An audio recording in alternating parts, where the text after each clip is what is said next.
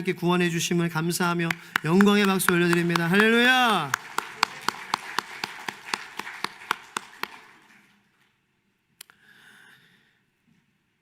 지난 주일부터 1월 첫째 주일이었죠. 오늘 1월 둘째 주일입니다. 교회 학교와 우리 작년 예배는 같은 말씀으로 쭉 나갑니다. 지난주는 이제 무릎 꿇는 사람에 대해서 우리가 말씀을 나눴어요. 무릎으로 예수 그리스도의 살아계심을 우리가 증거할 수도 있어요. 무릎 꿇는 것은 정말 모든 거예요. 자, 그런 말씀을 드렸어요. 오늘부터는 창세기 12장의 말씀으로 우리 함께 묵상하기를 원하는데요. 창세기 12장은 여러분들이 아마 많이 읽어보셨을 거예요. 많이 설교도 들으셨을 거예요. 아브라함에 대한 말씀이에요. 아브라함은 믿음의 조상이라고 합니다. 저는 이 말씀을 묵상하면서 이런 그 호기심이 생겼어요. 아브라함을 뭐라고 일단 불러야 될까? 이제 아브라함 할아버지? 아브라함 형님? 형님은 아니에요. 그래서 우리 아브라함 형님을 만약에 예를 들어서 천국에서 만났을 때 믿음의 아버지라는 그런 수식어가 붙었던 그러한 사람이잖아요. 그래서 이렇게 물어보고 싶은 거예요. 아브라함 형님, 할아버지, 뭐든지 선생님, 선생님은 본인이 생각하시기에 믿음이 좋으신 것 같으세요? 이렇게 물어본다면 아브라함이 어떻게 대답할까? 여러분도 어떻게 대답할 것 같으세요? 야, 내가 믿음이 좋냐고? 당연하지. 뭐 물어볼 건 물어봐. 그러니까 내가 믿음의 아버지야. 내 믿음이 얼마나 훌륭한데. 근데 이 말씀을 묵상하면서 왠지 형님은 그렇게 대답하지 않을 것 같다라는 생각이 들었어요. 제가 아브라함에게 아브라함이요, 당신은 당신의 믿음이 좋다고 생각하십니까? 라고 물어보는 순간 왠지 아브라함의 눈가에는 눈물이 고일 것 같아요. 그냥 제 상상이에요. 성경에 그런 건 없어요. 왠지 눈가가 촉촉해질 것 같아요. 믿음이요? 저요? 하목사, 상기라, 너 성경에서 봤잖아. 나에 대한 얘기 너 들었잖아. 나 얼마나 진상짓 많이 했는데 너도 알지? 나 얼마나 하나님 속 많이 썩였는데 너 알지? 성경에 다 있잖아. 내가 믿음이 좋은 게 아니라 그런 나를 포기하지 않는 하나님의 믿음이 참 좋아. 하나님의 믿음이 정말 믿음이야. 하나님 나를 끝까지 포기하지 않으셨어. 하나님 나를 부르시고 또 부르셨어. 내가 잊어버릴 만한 때에 또 찾아오시고 또 말씀해 주셨어. 나는 그냥 그 말씀에 귀 기울여 듣고, 때로는 뭐라고요 하나님? 뭐라고요? 무슨 말이에요? 잘 못 알아듣겠어요? 이런 답답함을 보이기도 했지만 그래도 하나님이 약속해 주신 그 약속을 믿고 그냥 그렇게 따라갔을 뿐이야. 믿음 좋으신 분은 하나님 한 분이야. 할렐루야. 그렇게 얘기하지 않았을까요? 자기 믿음을 뽐내면서 야 맞아, 내 믿음은 좋지. 그러니까 내가 믿음의 아버지지. 왜냐하면 이건 예수님께서 말씀하신 것과도, 만약에 아브라함이 자기의 믿음을 자랑했다면 예수님의 가르침과는 완전 반대되는 그런 모습인데, 예수님 말씀하셨어요. 건강한 자에게는 의사가 필요 없다. 믿음이 좋은 자에게, 믿음이 좋다고 생각하는 자에게는 믿음이 필요 없는 거예요. 내가 의인이라고 생각하는 자에게는 하나님이 필요 없으시다는 거예요. 왜냐하면 하나님께서는 우리를 죽음에서 건지시기 위해 용서하시기 원하시는 하나님이시기 때문에. 할렐루야. 그래서 죄인의 하나님이에요. 병자의 고쳐주시는 치유의 하나님이에요. 하나님, 내가 믿음이 없습니다. 나는 그냥 주님 따라가는 것입니다. 이게 하나님의 믿는 사람의 모습이 아닐까. 왜냐하면 믿음의 주요, 온전케 하시는 이는 예수님이시니까. 왠지 아브라함이 그렇게 은혜롭게 얘기할 것 같아요. 오늘 본문 말씀은 우리가 잘 아는 창세기 12장 1절 말씀이에요. 그렇습니다. 이 아브라함의 삶 가운데에 하나님께서 아브라함을 불러주신 이유가 뭘까라는 거예요. 하나님께서 아브라함을 부르신 이유는 이 하나님의 역사 속에 나의 꿈이 어떻게 이루어지는가에 대해서 관심 있어 하던 우리들의 마음을 나같이 정말 작은 이 인간의 역사 속에 크신 하나님의 꿈이 어떻게 이루어져 가는 것을 내가 얼마나 원하는지로 바꿔주시는 것이 바로 하나님께서 아브라함에게 찾아오신 이유요, 아브라함이 하나님을 만나고 나서 이후에 그의 인생이 바뀌어지게 된 방향이 이거라는 거예요. 나의 작은 역사 속에서 하나님의 크시고 완전하신 꿈이 어떻게 이루어지는가를 아브라함은 경험하며 살았다라는 것입니다. 하나님이 부르시기 전에는 하나님의 역사 속에서, 이 큰 역사 속에서 나의 꿈이 어떻게 이루어지는가에 대한 관심밖에 없었어요. 근데 하나님은 그거를 아브라함을 부르셔서 야, 너의 작은 역사 가운데에 나의 방대한 꿈이 어떻게 이루어질 것인지 내가 너에게 보여주고 싶어. 내가 너에게 알려주고 싶어. 내가 너에게 발견하게 해주고 싶어. 이것이 하나님께서 아브라함을 부르신 이유예요. 그런데 이 역사 속에서 나의 꿈이 이루어지기를 원하는 것이 우리 인간의 기본적인 마음인데 그거를 완전히 바꾸시는 그러한 이 프로세스가, 이 과정이 굉장히 힘들어요. 그래서 신앙생활이 나그네 길이라는 거예요. 굉장히 힘든 여정이고 싸워나가는 여정이에요. 왜냐하면 자꾸 우리는 이 역사 속에서 나의 꿈이 어떻게 이루어지는지 거기에 대한 관심만 있거든요.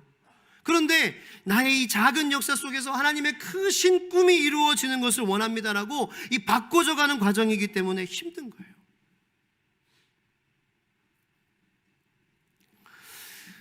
작년에도 그랬고 재작년에도 그랬고 저는 한 번도 이제 다음 해에 대해서 예측할 때에 다음 해는 전망이 좋습니다. 더 경제도 밝아 보입니다. 이러한 말을 한 번도 들어본 적이 없는 것 같아요.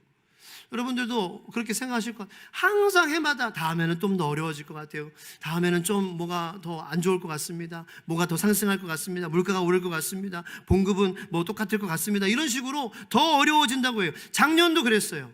22년도에도 23년을 예측하면서 많이 어려울 것이다, 많이 힘들 것이다, 그렇게 예측했어요. 경제적으로 사회적으로. 그런데 올해 24년도 우리 앞에 있는 이 365일도 작년에도 힘들었고 금리도 올랐어요. 물가도 올랐어요. 그런데 우리의 월급은 안 올랐어요. 그래서 성도님들 힘드셨잖아요. 어려우셨잖아요. 그래서 올해 그럼 예측은 어떡하냐? 올해 더 힘들다는 거예요. 더 오를 것이고 더 물가도 오를 것이고 하지만 또 수입은 또 안 오를 것이고 이러한 수치나 예측들이 만만하지 않아요. 그러나 오늘 말씀을 통하여서 우리가 하나님의 말씀과 하나님의 약속을 붙잡고 분명히 해야 할 것이 있다라는 것을 우리에게 말씀을 통하여서 하나님께서는 알려주시는 줄로 믿습니다. 뭐냐? 우리의 앞에 있는 어떤 것들도 결코 우리의 운명을, 앞에 있는 것은 좌우할 수 없다라는 거예요. 우리 앞에 있는 그 어떤 것들도 우리의 운명을 좌우하거나 가늠할 수, never, ever, 절대로 그렇게 할 수 없다라는 것을 하나님께서 우리에게 알려주시기 원하십니다. 우리의 운명은 우리 앞에 있는 것들이 좌우하는 것이 아니에요. 우리의 운명은 우리 앞에 있는 것들이 가늠하는 것이 아닙니다. 우리의 운명은 위에서부터 정의됩니다. 할렐루야. 위에 계신 하나님으로부터 우리의 운명과 우리의 구원과 우리의 미래와 우리의 영원히 거할 처소가 결정된다는 사실을 여러분들 잊지 마시기를 축복합니다. 그래서 그 작은 나의 삶 속에 하나님의 그 나를 향하신 그 꿈이 너의 운명을 좌우하는 존재는 나야. 그런데 이 너의 운명을 좌우하는 나 하나님은 너가 살기를 원해. 이게 하나님의 꿈이라는 거예요. 아까 제가 말씀드렸던 우리의 작은 역사 속에서 크신 하나님의 꿈이 이루어지기를 원하셔서 아브라함이라는 작은 사람에게 크신 하나님께서는 다가가셨다는 거예요. 하나님의 꿈이 뭐예요? 아브라함이 믿음의 조상 되는 거요? 별로 관심 없으세요. 그 이제 우리 인간이 관심 있는 거야. 뭐 믿음의 조상이니 아니니, 뭐 믿음의 아버지니 아니니, 그런 타이틀에 우리는 눈이 가고 귀가 가니까. 그런데 하나님의 관심은 아브라함이 믿음의 조상이 되는 거하고는 별로 상관없어요. 물론 믿음의 조상이 된다면 믿음에 있는 사람이기 때문에 살려내는 사람이 된다는 의미이기 때문에 그것은 맞아요. 근데 하나님의 관심은 그거예요. 생명이에요. 아브라함이 살기를 원하시는 거예요. 하나님의 꿈은 여러분이 살기를 원하시는 거예요. 하나님의 꿈은 여러분이 죽는 게 아니에요. 그 운명은 우리 앞에 있는 것들로 절대로 결정될 수가 없다는 것을 여러분들 믿으시길 축복합니다. 우리를 살리시는 분은 하나님 한 분뿐이에요. 그거를 아브라함에게 알려주시고자 아브라함을 부르셨다라는 거예요. 아브라함의 가정사를 보면은요, 참 재밌어요.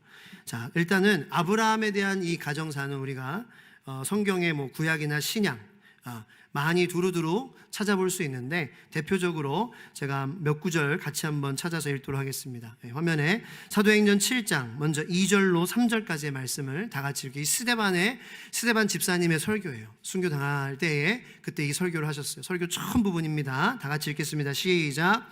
스데반이 이르되 여러분 부형들이여 들으소서. 있을 때에 영광의 하나님이 그에게 보여 이르시되 내 고향과 친척을 떠나 내가 내게 보일 땅으로 가라 하시니. 아멘. 스데반이 설교를 합니다. 우리 조상 아브라함이 하란에 있기 전 메소포타미아, 여러분 생각하시는 그 메소포타미아 맞아요. 문명의 발생지예요. 그 메소포타미아 갈대아 우르라고도 성경에는 그렇게 표현이 되어 있죠. 그 갈대아 우르에 있을 때에, 메소포타미아 지역에 있을 때에 영광의 하나님으로 나타나셨다라는 거예요. 그래서 내 고향과 친척과 아비의 집을 떠나 내가 내게 보일 땅으로 가라라고 말씀하셨어요. 자, 그래서 잘 기억하시고 다음은 창세기 11장 31절 말씀이에요. 다 같이 읽겠습니다. 시작. 데라가 그 아들 아브라함과 하란의 아들인 그의 손자 롯과 그의 며느리 아브라함의 아내 사레를 데리고 갈대아인의 우르를 떠나 가나안 땅으로 가고자 하더니 하란에 이르러 거기 거류하였으며. 아멘. 자, 그런데 잠깐 머물러 주세요. 말씀에서.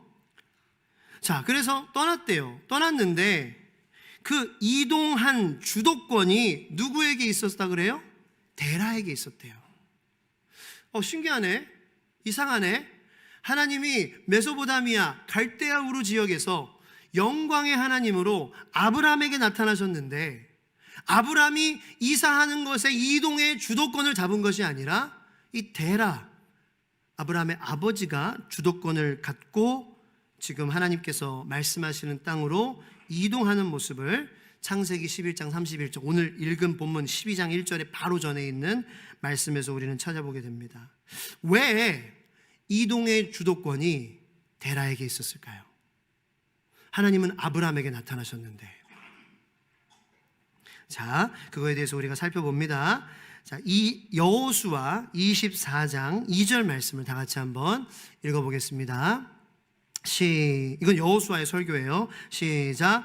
여호수아가 모든 백성에게 이르되 이스라엘의 하나님 여호와께서 이같이 말씀하시기를 옛적에 너희의 조상들 곧 아브라함의 아버지 나홀의 아버지 데라가 강 저쪽에 거주하며 다른 신들을 섬겼으나.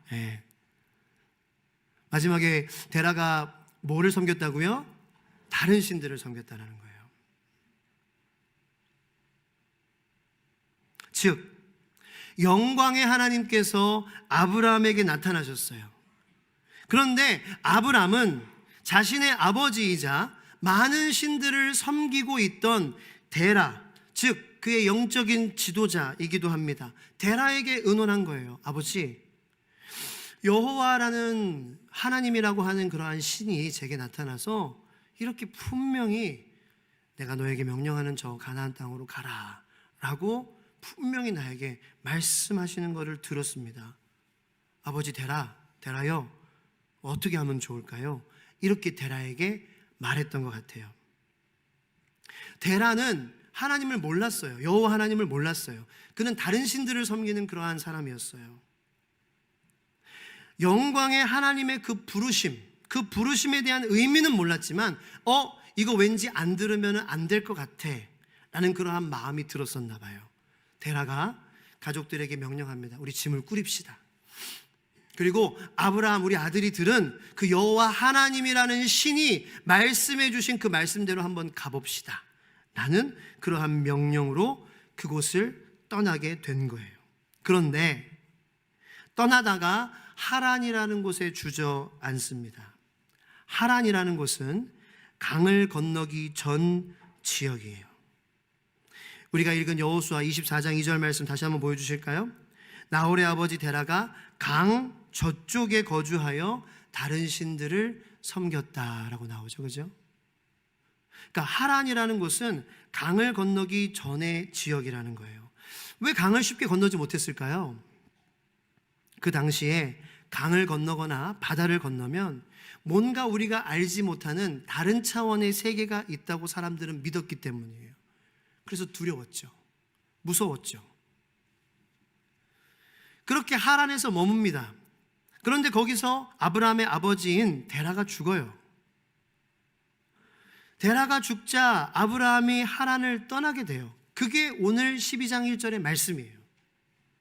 12장 1절의 말씀은 처음 나타나셔서 하신 말씀이 아니라 하란에 있을 때에, 머무를 때에, 거기에 지연될 때에, 지체되고 있을 때에 하나님께서는 또 아브라함에게 나타나셔서 너는 가라 라고 말씀해 주시는 거예요.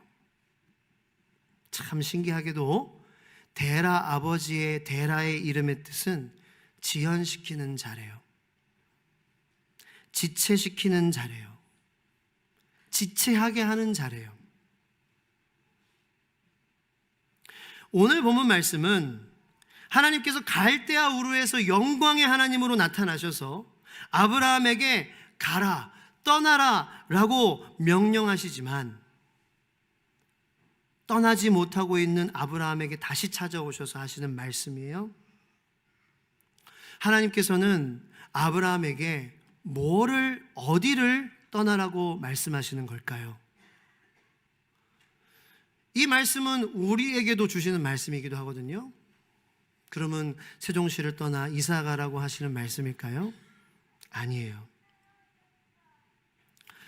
아브라함에게는 이 세상의 아버지이지만 하나님을 바라보지 못하게 하는, 하나님을 바라보게, 위의 것을 바라보게 하는 것을 지연시키고 지체하게 하는 존재가 있었어요. 앞만 보게 하는. 우리의 운명을 바꾸시는 이는 분명히 하나님이신데, 우리의 구원을 결정하시는 이는 하나님이신데, 그 하나님을 바라보지 못하게 하는 무언가가 아브라함의 삶에 있었고, 하나님께서는 어느 지역을 떠나서 살아가라는 말씀이 아니라 너 위의 것을 보지 못하게, 나를 바라보지 못하게, 나를 알지 못하게 하는 그곳에서 떠나라 라고 다시 찾아오셔서 하시는 말씀이라는 거예요. 너의 운명을 결정하는 사람은 아브라함 누구야? 나야, 여호와 하나님이야. 너 그러므로 앞에 있는 상황을 보지 마, 강을 보지 마, 두려워하지 마. 너 나를 봐. 너의 운명은 나에게 달렸어. 내가 너를 창조했어. 내가 이 세상을 다스리고 내가 이 세상의 마무리를 다 할 거야. 내가 하나님이고 내가 여호와 하나님이야. 하나님께서 우리에게 이렇게 말씀하시면서 네 앞에 있는 상황을 보지 말라고, 나를 보라고, 나를 보고 나를 믿고 가라고, 그렇게 하는 그 방해가 되는 곳에서 떠나라고 우리 모두에게 우리의 운명을 살리시기 위해, 우리에게 구원 주시기 위해, 우리에게 생명 주시기 위해, 우리에게 위로 주시기 위해, 우리에게 소망 주시기 위해 아브라함뿐만 아니라 아브라함의 그러한 믿음의 DNA를 가진 저와 여러분들에게 주시는 말씀인 줄로 믿으시기를 축원합니다. 축원합니다. 너의 운명은 하나님께 달린 거예요. 우리의 운명은 하나님께 달린 거예요. 우리 앞에 있는 어떠한 수치와 예측도 우리의 운명을 가늠하거나 정의할 수 없어요. 근데 여러분과 저의 삶에서 그것을 바라보지 못하게 하는, 그곳에서 떠나지 못하게 하는 데라와 같은 존재가 있다는 거예요. 여러분, 아버지를 미워하라는 게 아니에요. 지연시키는 거, 지체시키는 거, 그거 말하는 거예요.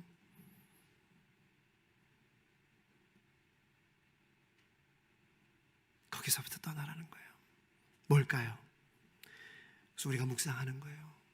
내가 떠나야 할 하란이 어디인지, 내가 떠나야 할 하란이 어떤 것인지. 운명은 위에서부터 오는 것이기 때문에. 근데 운명이 위에서부터 오는 건 맞는데 우리 앞에 있는 것 때문에 위를 바라보지 못한다면 우리는 참 불쌍한 사람이 되는 거예요. 그렇죠? 하나님께서 아브라함을 부르신 이유는 믿음의 조상이 되게 하시려고, 믿음의 아버지가 뭐 그런 수식어를 받게 하시려고 부르신 게 아니에요. 아브라함을 살리려고 부르신 거예요. 하나님 우리를 부르신 거는 우리 한 사람 한 사람을 살게 하시려고 부르신 줄로 믿으시기 축복합니다. 사는 게 하나님의 꿈이에요, 우리가. 근데 어디서 사냐는 거죠. 어디서 살아요, 우리가? 하나님의 나라에서, 하나님 계신 곳에서, 하나님이 통치하시고 다스리시는 곳에서, 하나님이 완성하실 그곳에서 영원히 사는 저와 여러분들 되기를 예수님의 이름으로 축복합니다. 그러면 위를 봐야 돼요. 그러면 위를 봐야 돼요. 그 방법밖에 없어요. 앞에는 봐야죠. 앞에도 봐야죠. 위만 보다가는 또 부딪히잖아요, 그죠? 근데 위에 먼저 보고 앞에 보는 거예요. 할렐루야. 하나님 먼저 충분히 주머니. 김봉현 목사님이 요즘에 밀고 있는 유행어예요. 주머니. 주님과 머물기 많이. 주머니 하는 거예요. 주머니. 예수님이 나를 사랑하시는 그 사랑을 깊이 묵상하고, 정말 하나님의 아들 예수님께서 나를 사랑하셔서 그렇게 못 박혀 죽으셨구나. 그러므로 그 사랑으로 인하여서 모든 묶였던 것들로부터 자유하게 되고, 나의 운명은 하나님께로부터 오는 것이구나라는 마음으로 서로를 바라보고. 여러분, 제가 그래서 지난주에 존 하이드 선교사님 기도 하나만으로 인도 북부의 수천 명의 영혼들을 복음으로 전도시켰어요. 기도 하나만으로, 기도하는 모습만으로. 그러니까 진짜 주여, 이 부르짖음으로, 야, 저 사람이 부르짖는 주님은 정말 살아계시구나. 인도 사람들이 그렇게 믿기 시작했다는 거예요. 우리 그리스도인들의 하나님을 향한 기도, 우리의 운명을 결정하시는 하나님께 기도를 드린다면은 그 기도는 비나이다 무슨 신 무슨 어머니 무슨 어머니 그 비는 거랑은 정말 달라야 되지 않겠냐라는 거예요. 차원이. 이제 그렇게 위를 보면서 사니까 이 하이드 선교사님도 기도하는 하이드라는 수식어가 붙지, 나는 기도하는 하이드가 될 거야. 아니, 이런 게 아니에요. 그냥 하이드 선교사님은 위를 바라봤어요. 자꾸 위를 바라보고, 인도 사람 바라보고, 위 바라보고, 인도 땅 바라보고, 그렇게 하니까 기도하는 하이드가 된 거예요. 영국의 존 스미스라는 세계 선교의 아버지도 세계 선교의 아버지가 되려고 몸부림친 사람이 아니었어요. 그는 위를 바라보는 것을 즐겨하는 사람이었어요. 위를 바라보고 세계를 바라보고, 위를 바라보고 영국 땅만이 아닌 그 주변의 유럽과 중국과 그러한 대서양과 그런 모든 것들을 다 바라보고, 그러니까 선교의 아버지가 된 거예요. 그냥 위를 바라보니까. 최초의 순교자 야고보도 내가 최초의 순교자가 될 거야, 그래서 영광을 받을 거야, 아니에요. 그냥 위를 바라봤어요.